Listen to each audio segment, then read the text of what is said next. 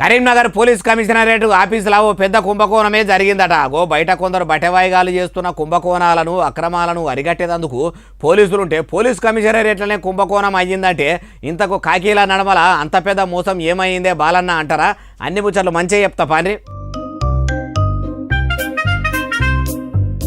Karimnagar police కమిషనరేట్ల పనిచేసే police pay section officer చచ్చిపోయిన 3 కానిస్టేబుల్ల జీతాలు దండుకునే పని పెట్టుకున్నాడట.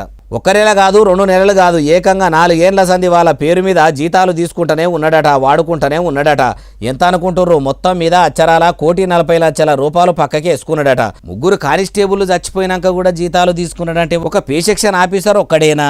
ఆయన వెనక ఇంకెవరన్నా ఉన్నారా అంటే ఇంకా ఏమో తెలియదు. అయ్యా సీఎం రేవంత్ సారు, తమరు చూసుకుంటున్న పోలీస్ శాఖలో కూడా కొందరు చచ్చిపోయిన వాళ్ళ పేరు మీద జీతాలు తీసుకుంటారట. ఈడికే పోలీసులకు జీతాలు ఇచ్చేదందుకే పైకం జాలతలేదని ట్రాఫిక్ సిగ్నల్ కాడ పోలీసులను సాటుగా నిలబెట్టి ఫోటోగ్రాఫర్లు కదా ఫోటోలు కొట్టినట్టు ఫోటోలు కొట్టించి దండుగలు చేస్తుండ్రు. అదట్లుంటే ఇప్పుడు పోలీస్ శాఖలో కూడా కుంభకోణాలు అవుడేంది? చట్టాన్ని న్యాయాన్ని ధర్మాన్ని కాపాడవలసిన పోలీసులే కంచెనే చేను వేసినట్టు ఇట్లా కానూన్లు తప్పితే ఎట్లా అంటుర్రు ఈ ముచ్చటిన్నోళ్ళు.